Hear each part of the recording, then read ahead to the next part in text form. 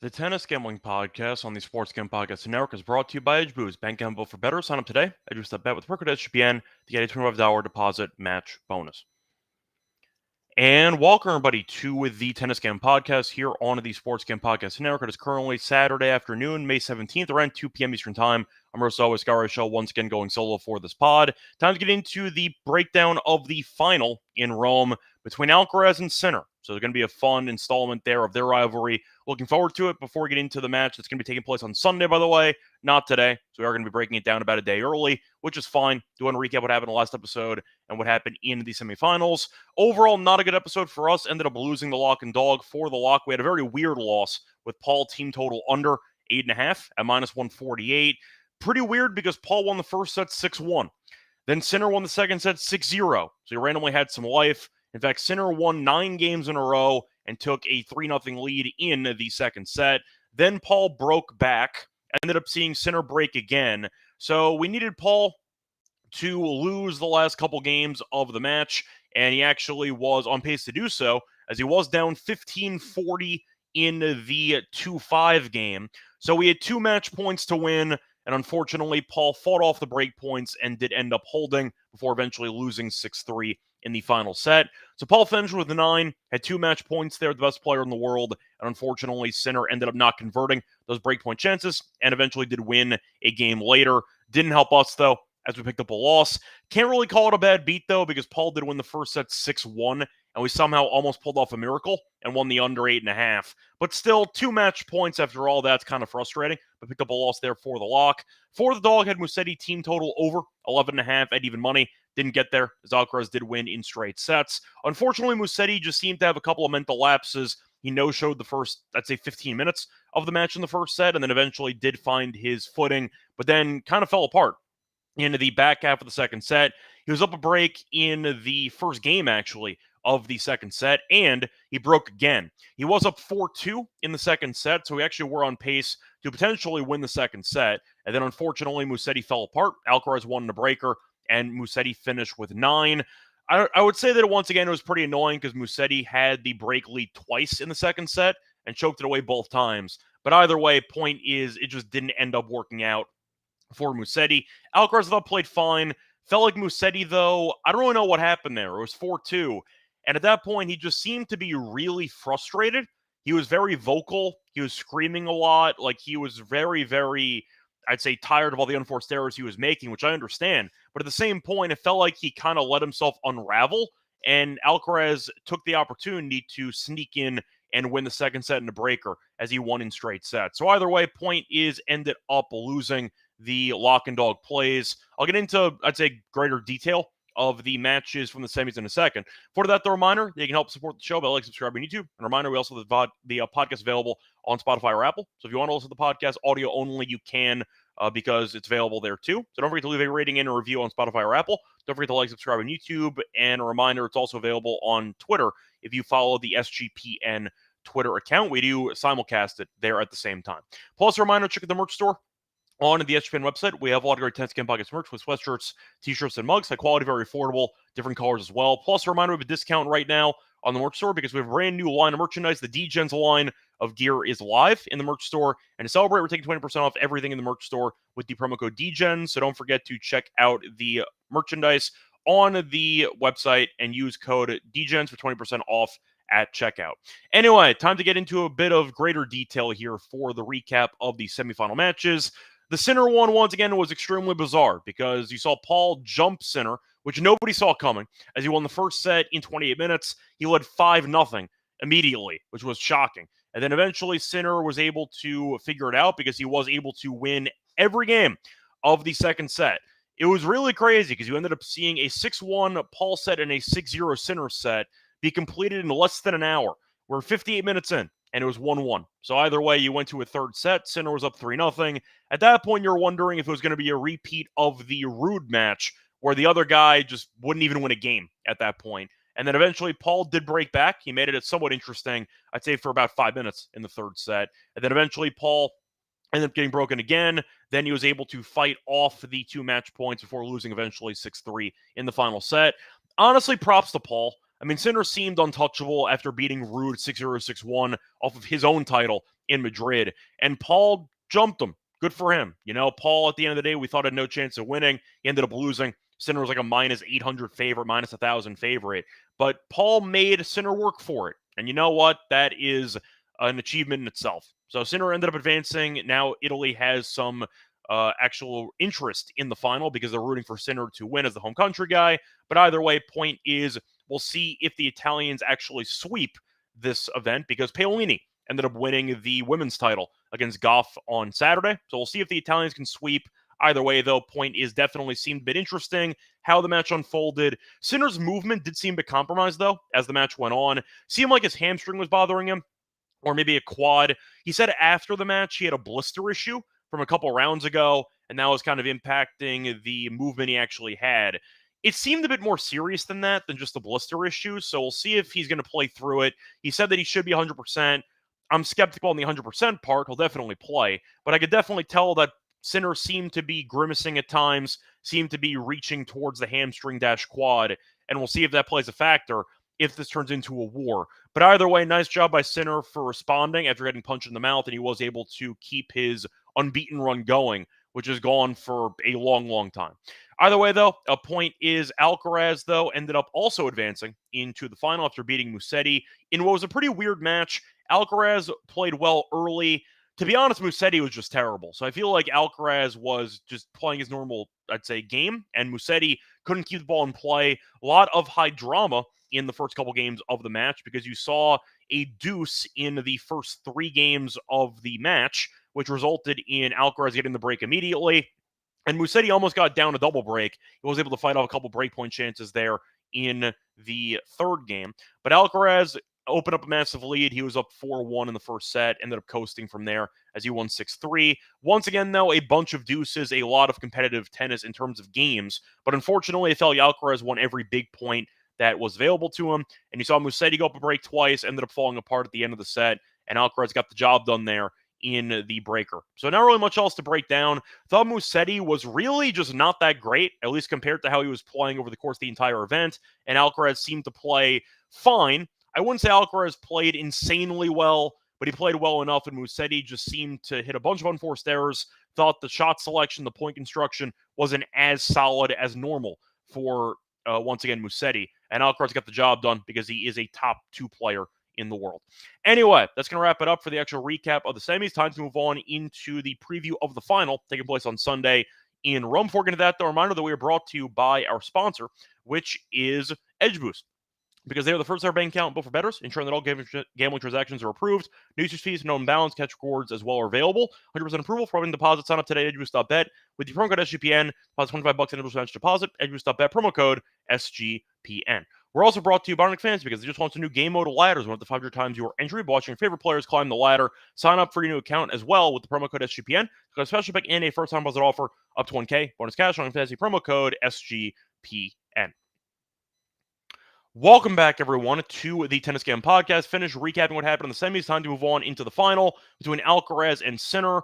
A reminder, by the way, for the outrights of the event, we already have action on this match. We do have Sinner to win the title, so we already have Sinner at plus 225. So once again, hopefully you join me on that because we do have a much better price than what Sinner is favored in for the final on Sunday. Moving on, though, to the match itself. Should be a fun one. Now, Sinner, we just saw, was about minus 1,100 or so against Paul. Now he's minus 140. For this one, you have Alcaraz at plus 120 or so the other way. For the spread, -2 for Sinner, +2 for Alcaraz. The over-under is set at 22.5 games. For the set spread, you have Sinner in straight sets at around +170. You have Alcaraz -1.5 sets at +290. For the over-under in sets, I see over 2.5 sets at +135. Now, for the matchup itself, the head-to-head's been in favor of Alcaraz recently, even though Sinner has been basically unbeatable for the last couple of months, if not a year at this point. However, the only guy that's actually had success against him recently is Alcaraz. So Alcaraz last year faced off against him 3 times, and you ended up seeing a pretty, or I should say 4 times if you want to include the Six Kings Slam that was the Saudi exhibition. So in the actual ATP events, Alcaraz did go 3-0 against Sinner. Beat him in Indian Wells in 3, beat him in the French Open, the semis in 5, and beat him in Beijing in a final set breaker. Did face off, though, in the Saudi event there, which was an exhibition, and Sinner did beat Alcaraz in 3 sets. So point is, Sinner, we know, has been amazing. Sinner's won 29 straight matches, which is insane to think about. But the point is he a bit compromised, and did Paul show that there is some vulnerability to Sinner and that he's not going to coast to a nice, easy win in his home country in the final? Now, I do think Alcaraz has played well. Going through his path so far in this event, both guys have only dropped 1 set. Now, Alcaraz had a couple of competitive sets, though. Had a breaker against Desir, had a 7-5 against Khachanov, and dropped a set, and beat Musetti 7-6 in the final set there in the semi-final matchup there in the straight set win. But point is, Alcaraz beat Lajovic, beat Desir, beat Khachanov, beat Draper, and beat Musetti. Pretty good competition in the back end of that, beating Khachanov, we know, has had a bit of a down year, still a pretty good clay player. Draper made the final in Madrid, and Musetti, we know, is a very good clay player. And Alcaraz beat both of those guys in particular in straight sets. As for Sinner, though, he was winning every match in straight sets, beat Navone, beat De Jong, beat Cerundolo, beat Ruud, and then ended up having the first set, I'd say, no-show against Paul that eventually did win in 3. So both guys are playing very well. Obviously, these two guys are the best players in the world. I think that you're looking at what should be a fun matchup. We'll mention the head-to-head, though. I mentioned a second ago Alcaraz did win all 3 ATP meetings last year, but they have had a lot of competitive awards, and that could be on the cards today. It is currently 5-5 in the head-to-head, but I am going to point out that each of the last 4 meetings did not end in straight sets. So you're expecting a bit of a marathon here. We know Alcaraz is the defending French Open champion. You'd argue that he is the better clay player after beating Sinner in the French Open last year. Then again, Sinner might have found a way to even improve after that, because after Wimbledon, he's barely lost to anybody. So you could argue Sinner is in another level at this point. However, I am concerned about the injury, because the blister, which apparently impacted his hamstring dash, I'd say thigh, mid-third set, I don't really buy that personally. I think that Sinner is actually battling something. It might be not a big deal, and Sinner might end up winning the match anyway. But I do think in what should be a close matchup regardless, I do think the lack of mobility in what could be a potential marathon can catch up to Sinner and potentially cause him to lose this match. Now, I do think you're looking at what should be a pricing, which I think is fair. I think Sinner with the crowd should be favored. You'd argue minus 140 maybe is a little bit high. Maybe you could argue it's a little bit short. I think 140 sounds right to me. I think Alcaraz, though, who should keep this match close based on current form, should be able to make at least one set very competitive. I do like the over in this match. I'm not going to reinvent the wheel here. When these two get together, you tend to bet overs and you tend to see some drama. I see that happening here in the final on Sunday. I like the over at 22.5. I see a close matchup here. I think Alcaraz will win a set. I think Sinner will win a set too. So I got 3 sets personally. I think it'll be a war, and I think plus 135 is pretty appealing based on the actual history of the amount of, I'd say, drama-filled matches we've seen between them. Because once again, 4 straight head-to-head meetings have gone to a deciding set. So based on that, I like the over. I see a close match. Sinner, we saw kind of have a no-show there in that first set against Paul. He also almost lost that to Cerundolo a couple rounds ago. So I do think Sinner, even though we know that he is the best player in the world, can be potentially upset in this matchup, and Alcaraz is the best clay player in the world. So based on the pricing, you could argue that on one side, you have home court advantage with the crowd. On the other end, best clay player in the world getting plus 120. So I think you can make the argument for either side. For me personally, I think the value is on Alcaraz.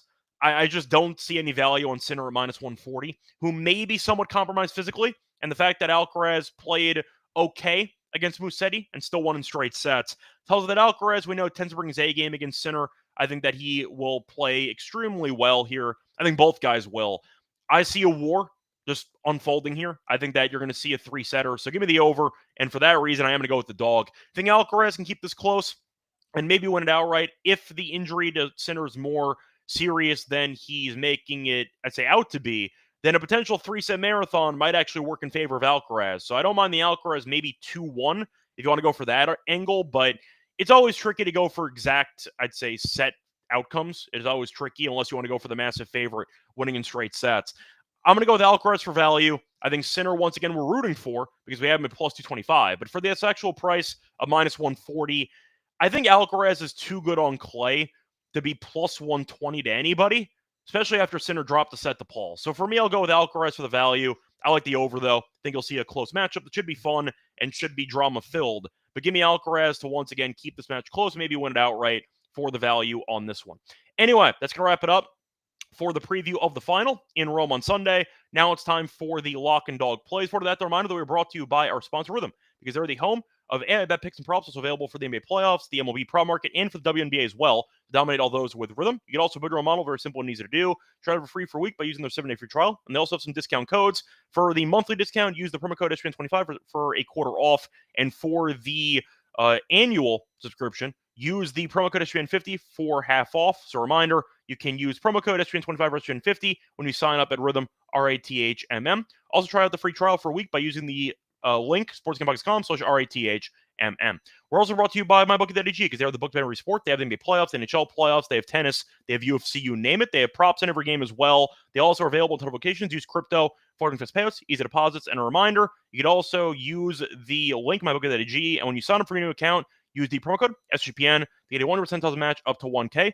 Terms and conditions apply. MyBookie.ag, promo code SGPN. We're also brought to you by Circa Ultimate Fantasy Ball Giveaway because Circa Resort and Casino in Las Vegas is giving away the ultimate fantasy ball experience for a 12-person league draft in Vegas and be treated like VIPs for their stay. We're going to get a 2-night stay at Circa Resort and Casino for the entire 12-person league. You can also hold your draft at the Cabana Stadium Swim with a $5,000 food and beverage credit, limited transportation to and from the airport, welcome party at Legacy Club for the league, and much more.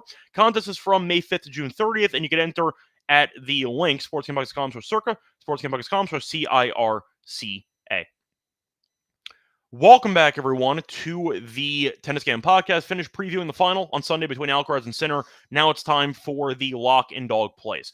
For the lock, I'm going to go with the team total, actually. I'm going to go with Alcaraz team total over 12 at -130. Think this is actually a pretty good price. Alcaraz, if he wins this match, you automatically push or win, depending on if there's a 7-6 or 7-5 or even a 3-setter. Point is, there's a couple ways to get there. Alcaraz can get there if he loses a marathon, but the one thing you cannot afford is a Sinner destruction. And I will pick Alcaraz as the defending French Open champion, as the best clay player in the world. I will pick him to not get smacked in this match. I think Alcaraz can have some success here. Alcaraz is going over this team total in 3 of his last 4 matches as well. So he's been winning, but he's had a couple of close sets. I can see a breaker here. I can see a close set that Alcaraz could potentially win because he's a very good tiebreak player. But I think you're looking at Alcaraz based on the vulnerability potentially for Sinner after the blister issue against Paul. See what the movement wasn't as crisp in the 3rd set. There is a day off, which will help, but I do think that Alcaraz, who is a lead on clay against what could be a guy in his first event back in a couple months, below 100% physically, you could argue that there is some value in Alcaraz to at least make the match a war, and I'm going to bank on that. But Alcaraz is also going over this team total on a regular basis against Sinner. Is going over this number in 5 of the last 6 meetings against Sinner, not including Grand Slams. You can if you want to, but the point is I'm not going to include those because that's 3 out of 5. For 2 out of 3 set matches, he's going over this team total in 5 of the last 6 because you tend to get a bunch of marathons or a breaker, and Alcaraz has done well on those. So I see, once again, a pretty decent price here for Alcaraz team total on the over for 12 as the whole number. Couple of 12.5s out there. Think 12 has some added value, though, because once again, you can get a push if he ends up dominating Sinner, which I don't think is going to happen, but you do have that in your back pocket. For the lock, though, give me Alcaraz, who I think is being disrespected here as a great clay player. Sinner might win, but I think Alcaraz will make it definitely a competitive battle. So give me the team total over there. Couple of scripts at -130 for my lock. For my dog, I am going to go with the over in the match. I'm going to go with the over 2.5 sets at +135. Kind of have to do it. Both guys are elite, best 2 players in the world. I don't care what the rankings say. Zverev's nowhere near these 2 guys. And I think you're looking at, once again, Alcaraz, who's played well in the event. Couple of shaky moments, but he's been able to get by anyway. And Sinner has been playing well in his first event back from suspension. Plus, in his home country, think both guys will play very well. We always see them push each other. I see that happening again here in this one. Each of the last 4 meetings, though, they're not in straight sets. I see a close battle. I think 135 is a good price. We saw Sinner no-show the first set against Paul. Almost lost the first set to Cerundolo. He has been vulnerable early in matches, and he's kind of picked it up late. I can see that happening again here, but I do think that for the actual head-to-head history, and based on the, I'd say the form of both guys in this event, I expect a very, very fun battle. Give me the over 2.5 sets of plus 135 as my dog. So once again, the plays here for the lock and dog. Lock's going to be an Alcaraz team total over 12 games at minus 130. For my dog, I'm going to go with Alcaraz and Sinner over 2.5 sets of plus 135. That's going to wrap it up for this episode and for the event of Rome. That's the final episode here. Time to move on into the final set of events right before the French Open. We have Hamburg and we have Geneva. Hamburg is supposed to be a very big event. The problem is with it being the week before the French Open, a lot of people dropped out already. I'll go into detail on that next episode. Point is, though, we have a couple of events going on right before the French Open, so we're going to break down both of those in next episode. Until next time, I'm on Twitter, Reichel Radio. Good luck to all of you and all of your